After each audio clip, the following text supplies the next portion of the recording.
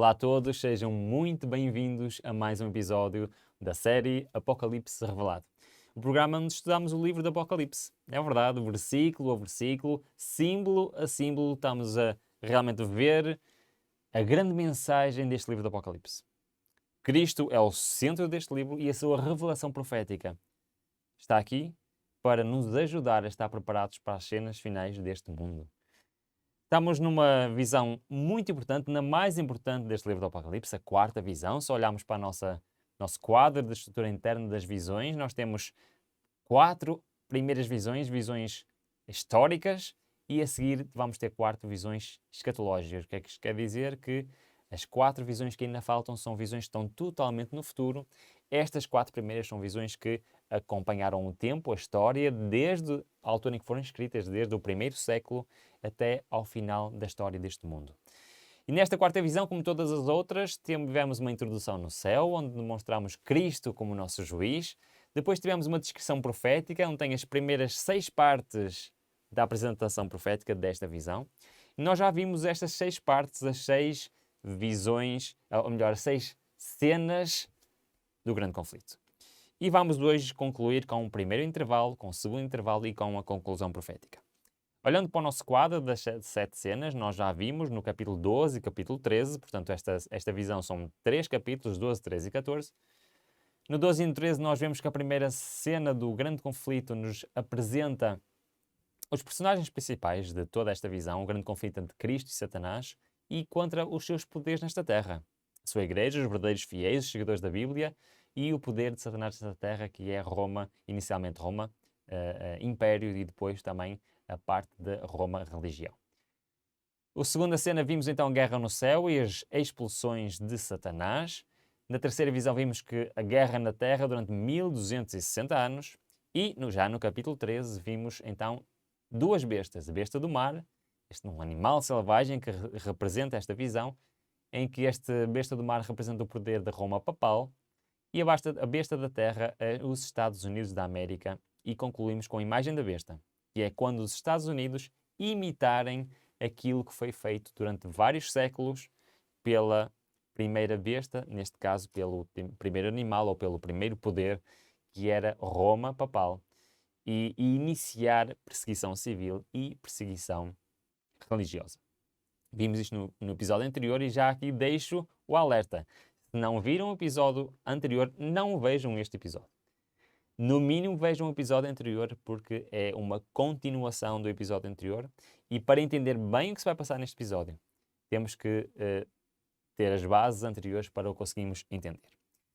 Então, olhando para a nossa estrutura do grande conflito, nós temos que já vimos a cena introdutória, já vimos as primeiras 6 cenas do grande conflito e agora vamos ver o primeiro episódio. Como em todas as outras visões, ao fim de 6, temos então um intervalo que nos fala de algo que não está diretamente relacionado com a descrição profética, mas que muitas vezes é, digamos assim, algo de relevante para a própria visão. E os primeiros 5 versículos de Apocalipse 14 são então este primeiro intervalo e que nos fala sobre algo que seguramente já ouviram falar, de um outro número mítico. Falámos no episódio anterior de um outro número que era o 666, um número toda a gente ouviu falar, e agora vamos falar de um outro número profético que são os 144 mil. Vamos começar. Apocalipse 14, versículo 1 diz-nos o seguinte: E olhei e eis o Cordeiro em pé sobre o monte Sião, e com ele 144 mil, tendo escrito em suas frontes o nome de seu Pai. Muito bem. Isto é linguagem parecida com a linguagem do capítulo 13. Temos aqui algo escrito na fronte, já vimos o que é que isso quer dizer. E vemos que estes são aqueles que decidiram não seguir a corrente da marca do capítulo 13, da famosa marca da besta. Decidiram antes seguir pelo selo de Deus. E foram de facto selados. Apesar de serem ameaçados de perseguição, ameaçados de morte, não se interessaram. E este número 144 mil representa aqueles que, de facto, quiseram manter-se fiéis independentemente das consequências. Então temos este número 144 mil e vamos ver o que é que isto significa. E vamos ver porque é que isto é a resposta ao capítulo anterior. É verdade. Reparem bem nisto. No capítulo 13 tivemos a apresentação da besta que subiu do mar. Temos a apresentação da besta que saiu da terra. Temos a indicação de que a besta que saiu da terra vai formar uma imagem à besta que saiu do mar, vai se tornar semelhante a ela, vai na mesma perseguir novamente, assim como a outra perseguiu ao longo de muitos anos. E temos aqui a resposta de Deus. O que é que Deus vai responder a estas armas apresentadas? A resposta são os 144 mil e a mensagem que eles vão pregar. Para nós entendermos então melhor esta linguagem, nós vamos ter, como fizemos no episódio anterior, a regressar atrás ao capítulo 7 do Apocalipse e ir novamente ver o que é que lá diz para nós entendermos corretamente o que é que quer dizer, o que é que são estes 144 mil. Nós lembram-se que fizemos isso no episódio anterior para percebermos porque é que a marca da besta era o domingo e porque é que o selo de Deus era o sábado. Lembram-se seguramente disto. Nós fomos Apocalipse 7, exatamente estes versículos, e fomos também a Deuteronômio capítulo 6. Mas agora nós queremos entender quem são os 144 mil. E vamos na mesma Apocalipse 7 e vamos ler do versículo 2 ao versículo 4. Reparem bem no que diz. E vi outro anjo subir do lado do sol nascente, tendo o selo do Deus vivo, e clamou com grande voz aos 4 anjos, aos quais fora dado que danificasse a terra e o mar. Reparem, já daqui nós temos algo de interessante. A terra e o mar, que é um símbolo para toda a terra, e foi exatamente o mesmo símbolo que usou da besta que saiu do mar, da besta que saiu da terra. Nada disto é coincidência. A besta que saiu do mar foi uma besta que saiu num local muito populoso, como nós vimos, e a besta que saiu da terra, um local muito pouco populoso. Então vemos que vai haver dano exatamente a estes sítios. Vamos continuar dizendo: não danifiques a terra, nem o mar, nem as árvores, até que selemos na sua fronte os servos do nosso Deus. Com o selo de Deus vivo, que já vimos que era o sábado. Aqui no versículo 14, no capítulo 14, versículo 1, temos a dizer que os 144 mil são estes, os que foram selados na sua fronte. Com quê? Com este selo de Deus vivo, que é os seus mandamentos, a sua lei, e em especial o sábado. E continuamos com o versículo que nos faz a ligação anterior. E ouvi o número dos que foram assinalados com o selo, 144 mil de todas as tribos dos filhos de Israel. Temos então aqui que, no versículo 7, a explicação logo do versículo 1 do capítulo 14. E estes 144 mil são aqueles que foram selados na sua fronte com o selo de Deus vivo, com o sábado. Mas reparem bem, olhemos bem. Este versículo fala-nos de terra, fala-nos do mar, fala-nos de árvores, fala-nos do selo de Deus vivo. O que é que isto quer dizer? Lembram-se do nosso dicionário profético? Vamos olhar para o dicionário profético. Nós já estudámos isso quando estudamos o versículo 7.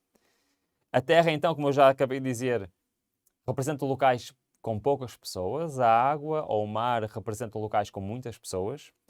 As árvores representam o povo de Deus e o selo de Deus é o sábado.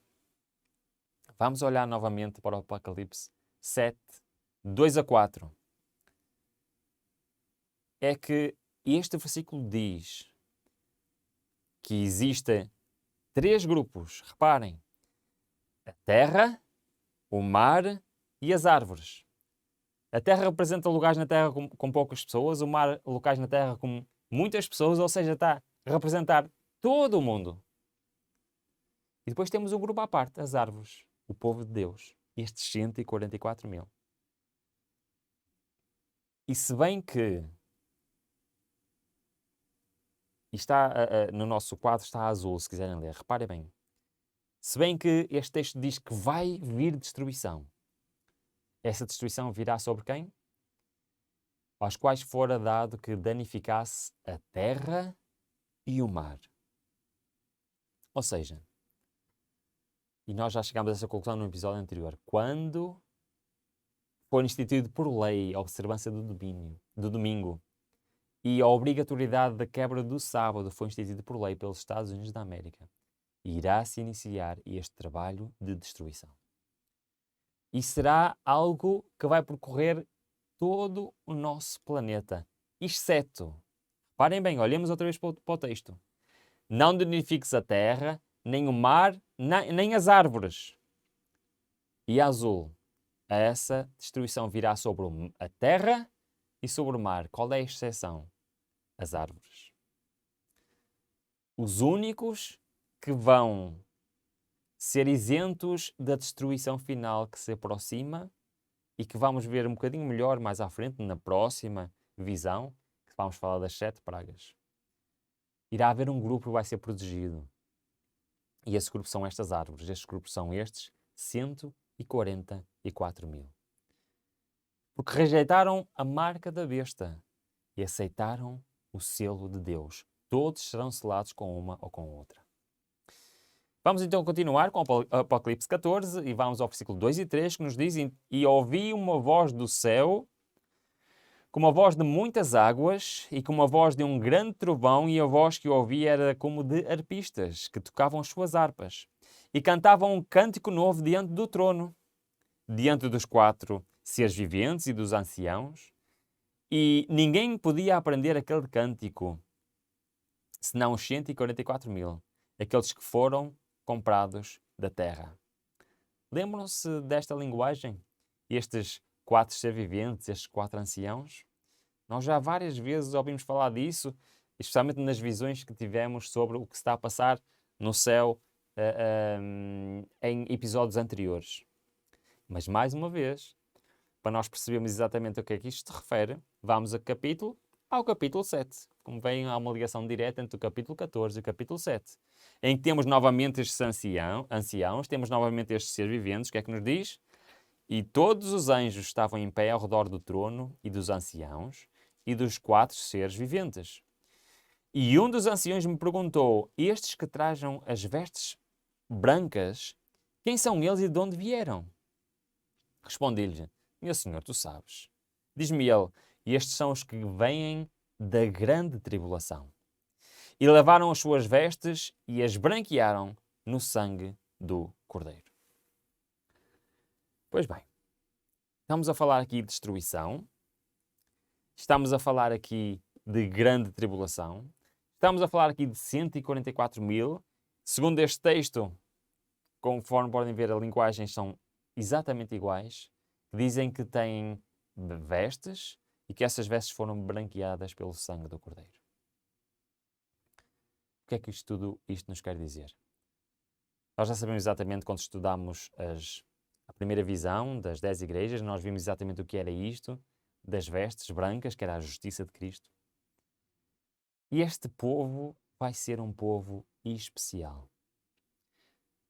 É representado simbolicamente por este número, 144.000, mas representa exatamente aqueles que vão rejeitar o sinal, marca da besta, e vão se manter fiéis ao selo de Deus. Irão ser selados nas suas frontes.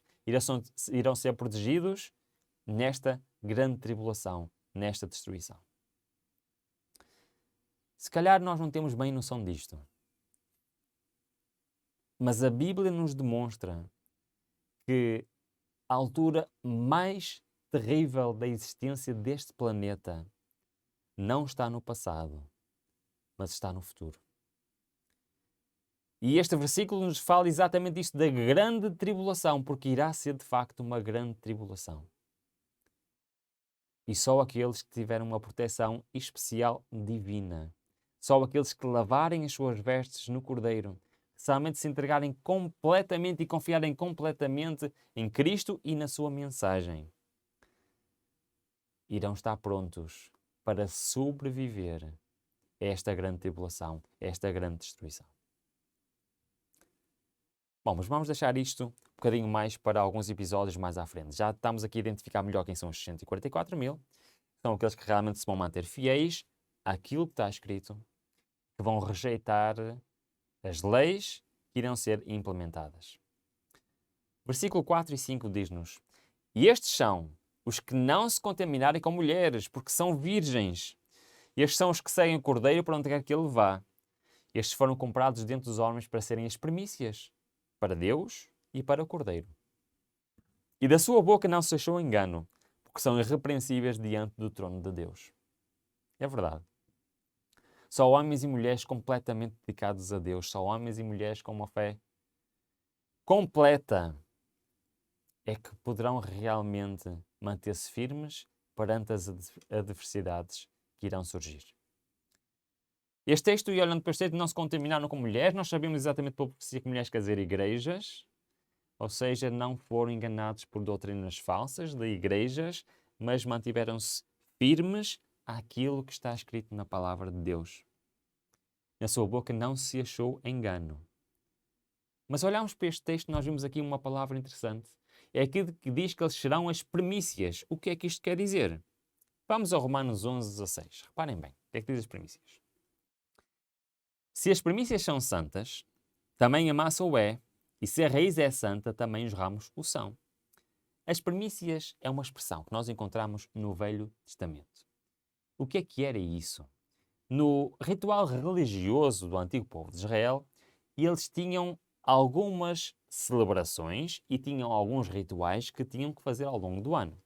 Ora, quando surgia a primavera e quando começavam a terra a ter as suas novidades, as primeiras coisas que fossem produzidas, fossem frutas, fossem cereais, que a terra produzisse, as primeiras coisas de cada uma das suas categorias eram chamadas de primícias.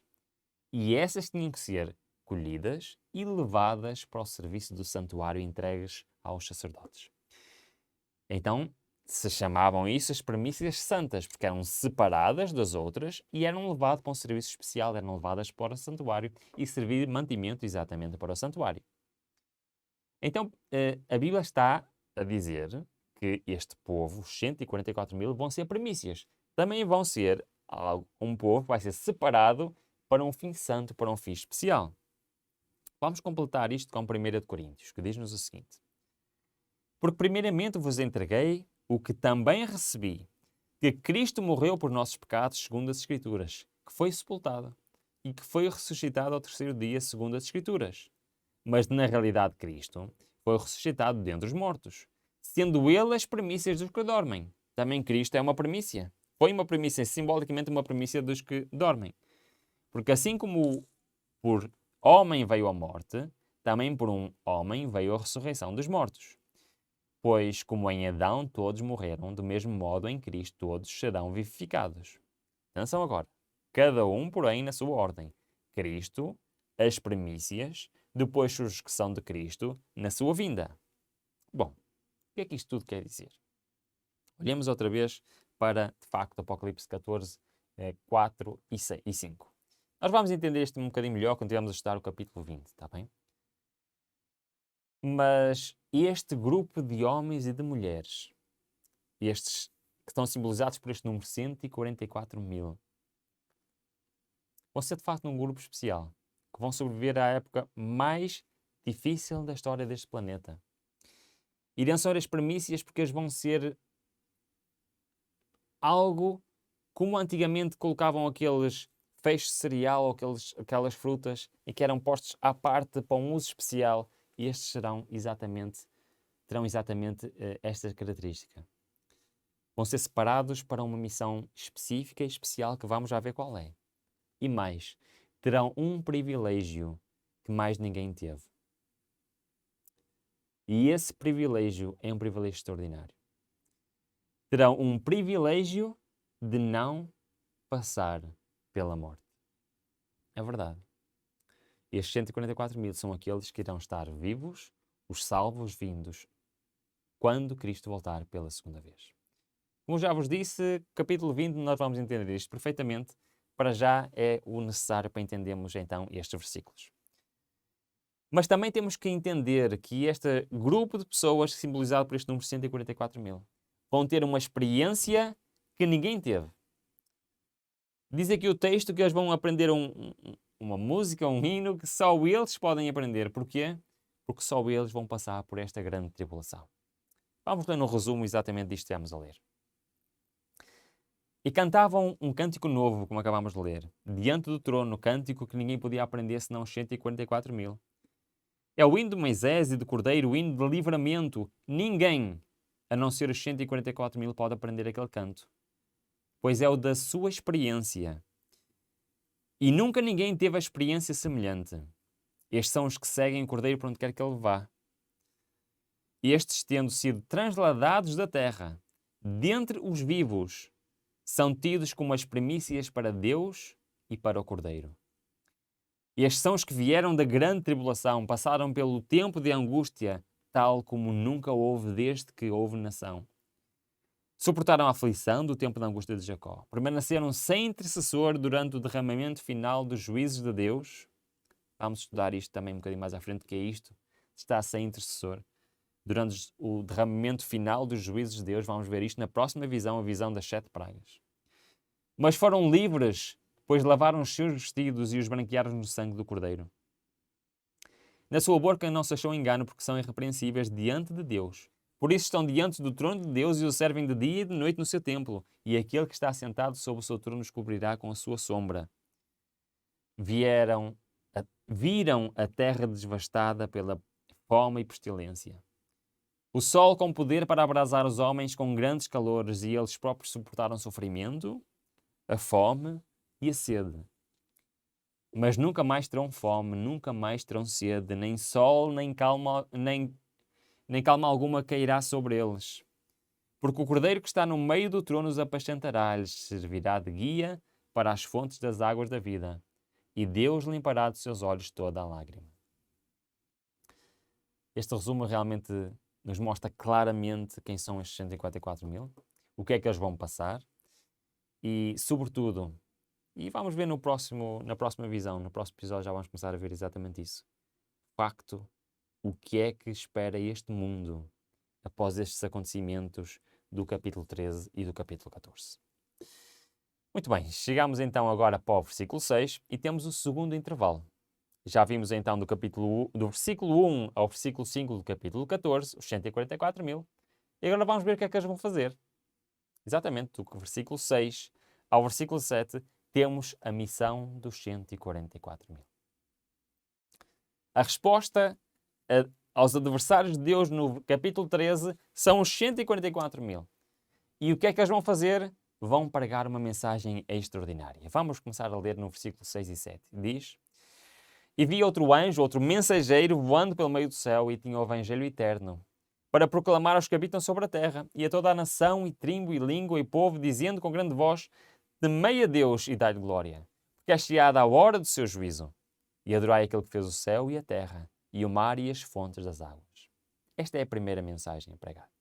Chama-se a primeira mensagem angélica, a mensagem do primeiro anjo. E está dividida em duas partes. A laranja diz: Temei a Deus e dai-lhe glória, porque é chegada a hora do seu juízo. Ora, nós entendemos exatamente isto.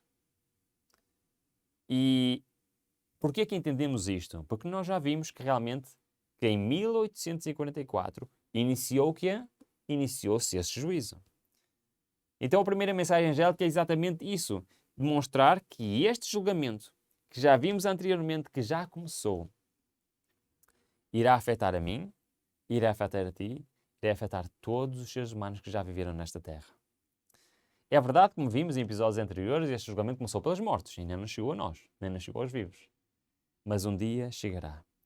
E a segunda parte da mensagem é adorar aquele que fez o céu e a terra e o mar e as fontes das águas. Mas porquê que temos que pregar que Cristo, ou que realmente temos um Deus que é o Criador?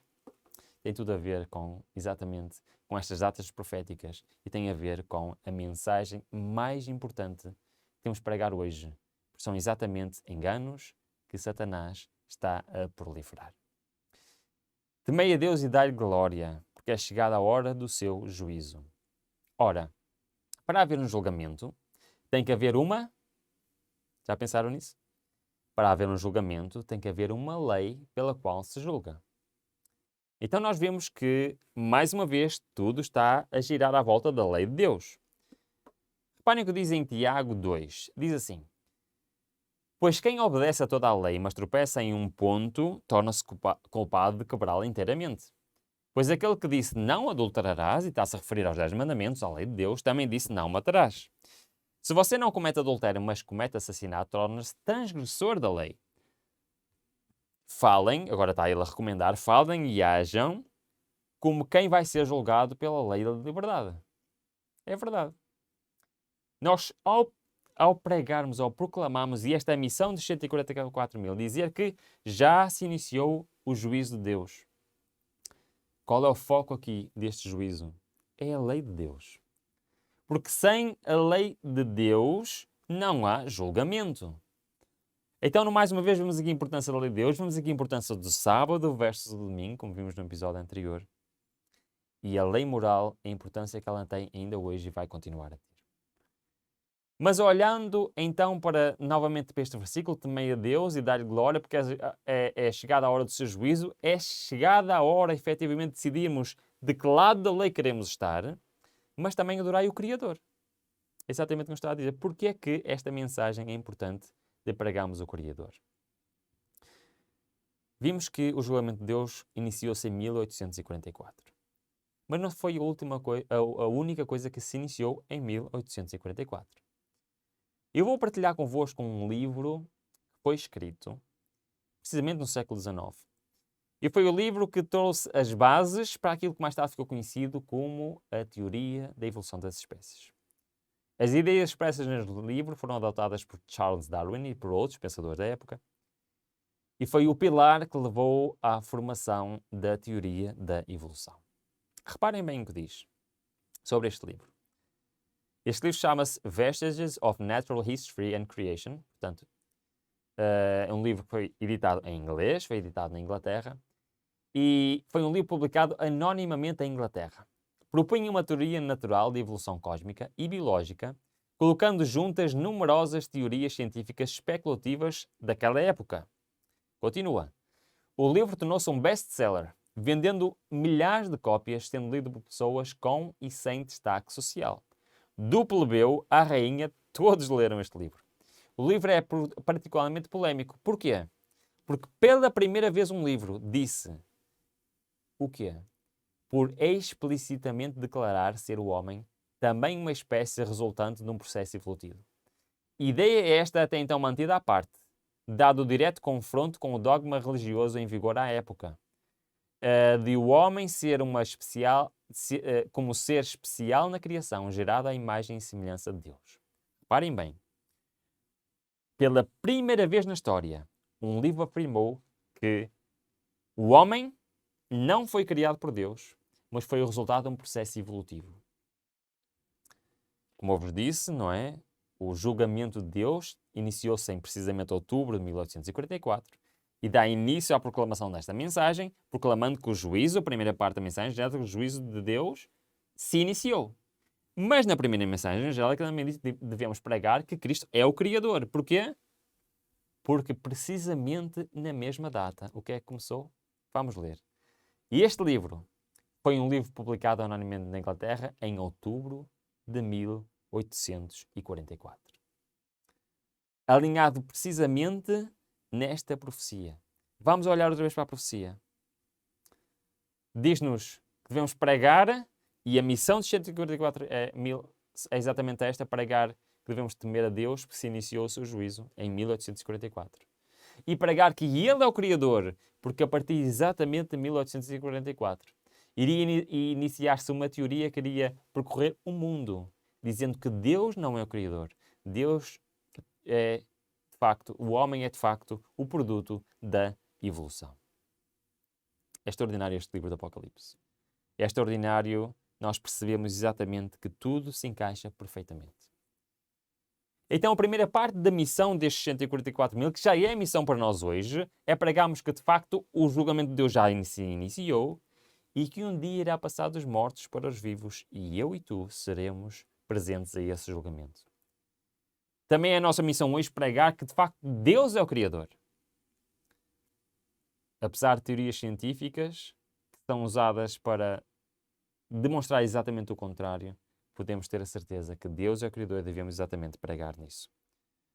Chegou a segunda mensagem angélica que diz: seguiu-se um outro anjo dizendo: caiu Babilônia, a grande cidade, porque deu de beber a todas as nações do vinho da ira da sua prostituição. Ora, E esta segunda mensagem angélica é muito, muito importante. E, resumidamente, está-nos aqui a dizer que devemos pregar os enganos desta grande Babilónia. Quais são os enganos que enganam tantas pessoas e que levam elas a duvidar de Deus, da sua criação, do seu Evangelho? Mas vamos ter uma visão exatamente sobre este tema. Caiu Babilónia.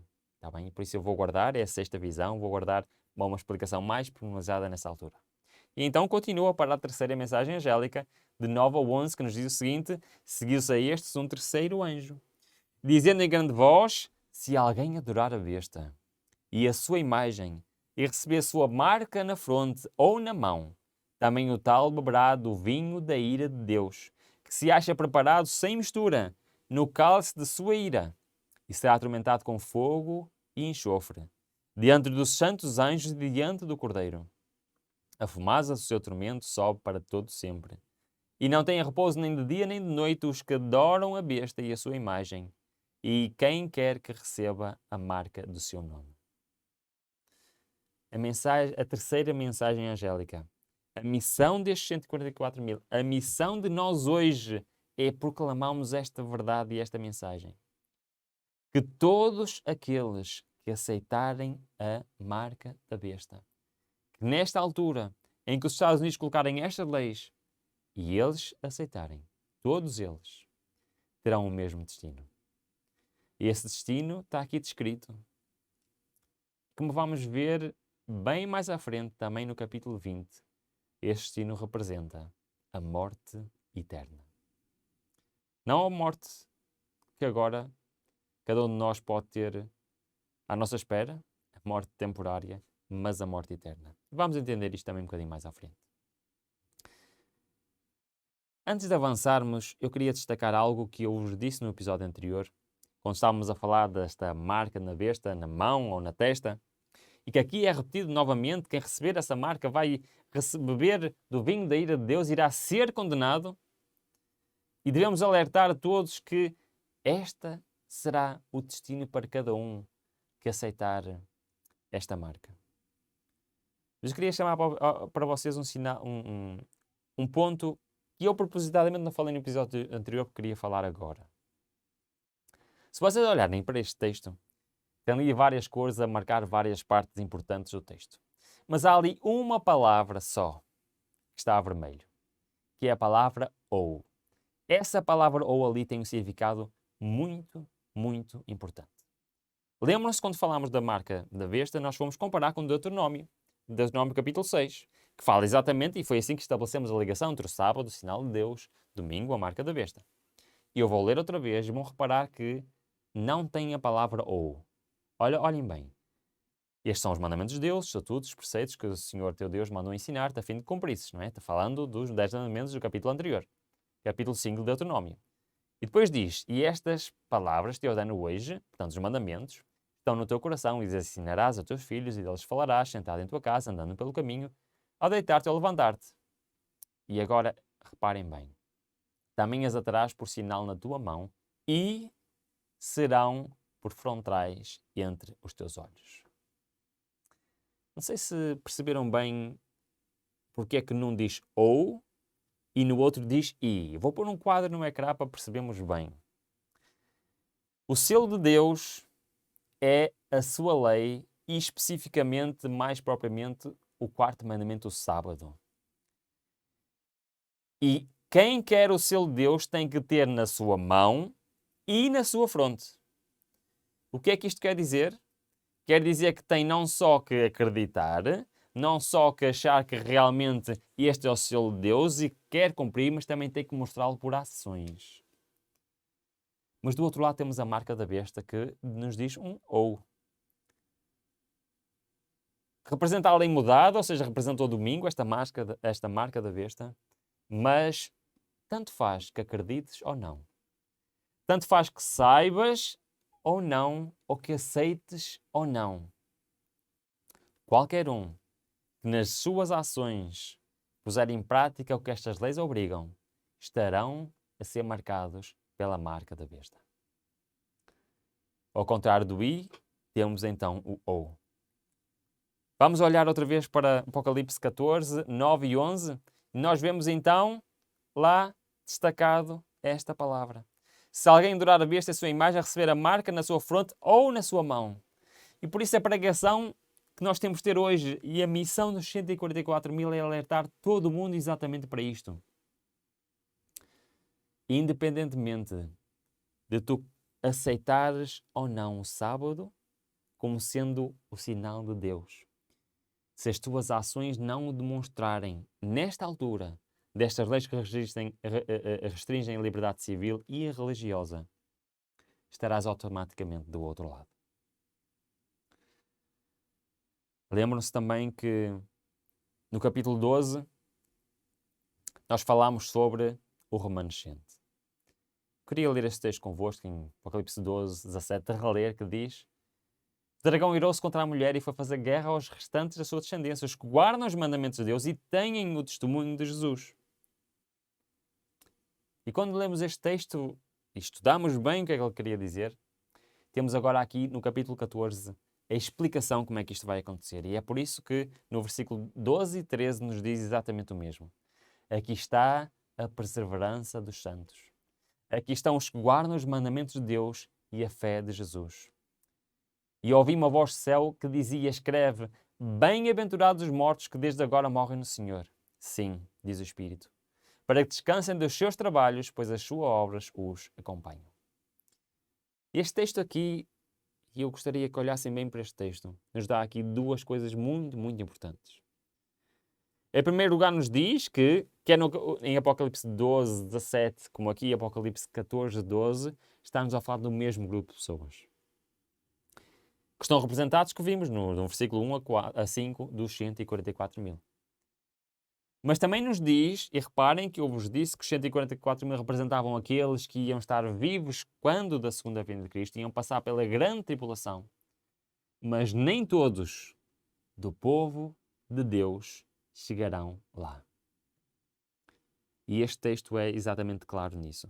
Bem-aventurados os mortos que desde agora morrem no Senhor. No período de perseguição, muitos serão efetivamente perseguidos, muitos serão presos, muitos serão julgados, alguns serão mortos. No entanto, desse grupo, Deus irá pegar nos que vão realmente passar por estes momentos de angústias terríveis e que vão passar por aquilo que vamos ler na próxima visão. E esse grupo será então estes 144.000 que irão ver Cristo face a face. Vamos rapidamente ler um resumo que nos mostra então, e nos resume o que acabamos de ler. Penso que foi claro, mas vamos agora terminar com um resumo interessante que nos diz o seguinte. E este é o momento em que os servos do Senhor devem trabalhar com maior zelo para levar a mensagem do terceiro anjo a todas as partes do mundo. Esta mensagem deve ser levada a todo o mundo. Isto que nós estamos exatamente a ver agora aqui, no capítulo 13, no capítulo 14, e especialmente as três mensagens angélicas, especialmente também a terceira mensagem angélica.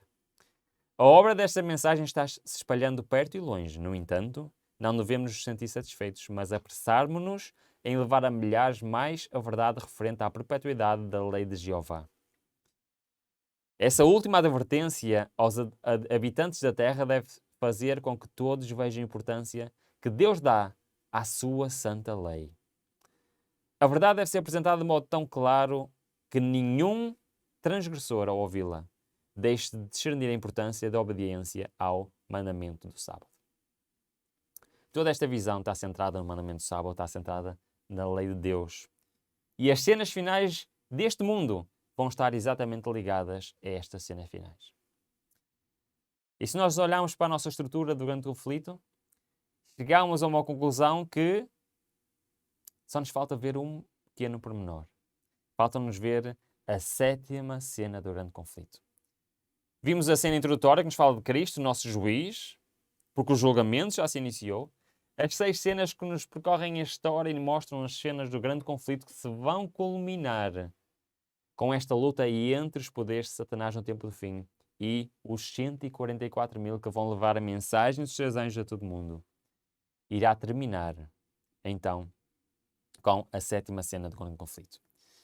Já vimos estas 6 cenas, qual vai ser o desenrolar, coisas que estão no passado, também coisas que nem estão no futuro, que é a formação da imagem da besta, que nem está no futuro. E depois vamos ver o que é que vai acontecer a seguir. A seguir à formação da imagem da besta, a seguir ao momento de grande tribulação, no momento terrível por esta terra vai passar, que vamos ver um bocadinho melhor depois no próximo episódio. Qual vai ser a conclusão de tudo isto? Vamos ler. Apocalipse 14, 14. E olhei, eis uma nuvem branca, e assentado sobre a nuvem um semelhante ao Filho do Homem, que tinha sobre a cabeça uma coroa de ouro e na mão uma foice afiada. É verdade. Tudo isto vai terminar com o dia mais importante da história deste planeta, que vai marcar o fim de como o planeta é atualmente. Uma nuvem branca assentado sobre essa nuvem, um semelhante ao Filho do Homem. Filho do Homem é uma expressão que é usada para Cristo. E sobre a cabeça uma coroa de ouro, portanto, vem como um rei e com uma foice afiada. Também vem como alguém que vai ceifar. O que é que isto quer dizer, esta fonte afiada? O que é isto, este homem, este Filho do Homem que vem com uma coroa numa nuvem? Atos capítulo 1 temos algo interessante que nos fala sobre isto. Tendo dito estas coisas, ou seja, Cristo, após a sua ressurreição, após 40 dias em que ele teve com os discípulos, ele estava-se a despedir dos discípulos, dar as últimas exortações, e após ele ter dito essas coisas, foi levado para cima, enquanto eles olhavam e uma nuvem o recebeu, ocultando-o a seus olhos. Estando eles com os olhos fitos no céu, enquanto ele subia, eis que junto deles apareceram 2 varões vestidos de branco, portanto 2 anjos apareceram a eles, os quais lhe disseram: varões galileus, por ficais aí, olhando para o céu? E esse Jesus, que dentre vós foi levado para o céu, há de vir assim como para o céu o vistes ir. Então, eu só posso tentar imaginar esta cena dos discípulos estavam a falar com Cristo e ele se está a despedir dos discípulos e de repente Cristo começa a ascender ao céu, é recebido por uma nuvem e eles estão olhando atónitos e os anjos dizem: por que é que estão a olhar para o céu? E esse Jesus, assim como foi, também virá. E temos uma descrição em Lucas 21 desta vinda. Diz o seguinte: os homens desfalecerão de terror dessa grande tribulação que nós já falamos, e pela expectação das coisas que sobrevirão ao mundo, porquanto os poderes do céu serão abalados. Então, qual é a conclusão de tudo isto? Verão vir o Filho do Homem em uma nuvem, com poder e grande glória. Ora, quando essas coisas começarem a acontecer, exultai e levantai a vossa cabeça. Esta é a mensagem para os 144 mil. Porque a vossa redenção se aproxima. É verdade. A 7ª cena do grande conflito é nada mais, nada menos do que a segunda vinda de Cristo e conclusão da história deste mundo. E o que é que ele vem cá fazer? Mateus 25, pelas próprias palavras de Cristo, diz-nos: quando depois vier o Filho do Homem na sua glória e todos os santos anjos com ele, então se assentará no trono da sua glória. E diante dele serão reunidas todas as nações e ele separará uns dos outros. É verdade. Ele vem fazer esta separação. E é por isso que o resto deste capítulo está a falar exatamente de uma separação, de uma ceifa, de uma colheita. Mas fala-nos 2 colheitas diferentes. Vamos ler do versículo 15 até o versículo 20, que nos diz o seguinte: e outro anjo saiu do santuário, clamando com grande voz ao que está sentado sobre nuvem. O que é que ele diz? A Cristo: lança a tua foice e ceifa, porque é chegada a hora de ceifar, porque já a seara da terra está madura. Então aquele que estava assentado sobre a nuvem meteu a foice à terra, e a terra foi ceifada. Esta é uma visão extraordinária. Cristo veio aqui fazer uma separação, vem buscar para ele aqueles que lhe são queridos. E vem fazer esta ceifa, simbolicamente, isto é uma linguagem simbólica, esta ceifa. Mas continua o texto. E é claro que esta ceifa está-se a referir, é uma referência que nós temos na Bíblia à colheita do cereal, mas não só a ceifa do cereal nos está a falar este texto, estamos a falar também de uma outra ceifa. Continua o texto: ainda outro anjo saiu do santuário que está no céu, o qual também tinha uma foice afiada. Versículo 18. E saiu do altar outro anjo que tinha o poder sobre o fogo. e clamou com grande voz ao que tinha a foice afiada, dizendo: lança a tua foice afiada. Temos outra ceifa. Qual é essa? E vindima os cachos da vinha da terra, porque as suas uvas estão maduras. Então este texto está-nos a falar aqui de ceifa de cereal, agora estamos a falar aqui de ceifa de uvas. E o anjo meteu a sua foice à terra e vindimou as uvas da vinha da terra e as lançou no grande lagar da ira de Deus. E o lagar foi pisado fora da cidade. E saiu sangue do lagar até aos freios do cavalo e pelo espaço de 1600 estádios. O que é que quer dizer estas duas ceifas que nos está aqui a querer dizer? E estes versículos? Isto é a linguagem simbólica. Vem Cristo nas nuvens com uma ceifa recolher o cereal para ele, estas tais primícias. Mas também vem para ceifar estas uvas maduras, vai lançá-los no lagar da ira de Deus. É verdade. Estes dois grupos no tempo do fim irão ter destinos totalmente diferentes. Já Joel, milhares de anos antes, tinha falado exatamente destas duas ceifas. Reparem bem que diz Joel 13:14. Lançai a foice, porque já está madura a seara. Vinde e descei, porque o lagar está cheio. Os vasos do lagar transbordam, porquanto a sua malícia é grande. Estas uvas estão simbolizadas, o lagar está cheio, simbolizado por aqueles que rejeitaram a Cristo. Aceitaram a marca da besta em vez do sinal de Deus. A seara está a representar aqueles que vão ser as suas primícias, que vão ser ceifados e levados para junto de Cristo. E este texto de Joel termina com uma expressão extraordinária. Multidões. Multidões no vale da decisão. Porque o dia do Senhor está perto, no vale da decisão. Cada um de nós temos que tomar uma decisão.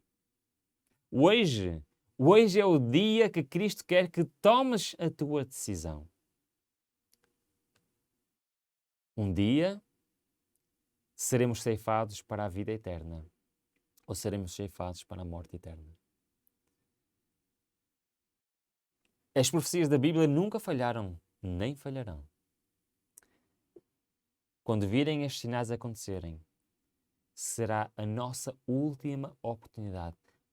Multidões estão no vale da decisão. Toma hoje a tua decisão por Cristo. A lei de Deus vai determinar de que lado cada um está. Dá uma oportunidade à lei de Deus, dá uma oportunidade a Cristo. Ele quer ter-te para sempre com Ele. Mas eu é que tenho que decidir. Decido hoje de que lado quero estar. Do lado de Cristo ou do lado de Satanás. Não existe outra opção. Aceita a Cristo. Aceita a sua lei. Aceita aprender dele que é manso e humilde. Para que neste dia da ceifa possas estar nas primícias e não no lagar da ira de Deus. Multidões estão no vale da decisão. Toma hoje a tua decisão por Cristo. No próximo episódio vamos iniciar uma nova visão. A visão das 7 pragas. É uma visão muito difícil. Mas é algo que se aproxima cada vez mais. Em breve, este mundo vai atravessar por esta época terrível. Estaremos nós prontos? Convido-os para esse próximo episódio. Até lá, o meu desejo é que Deus nos abençoe.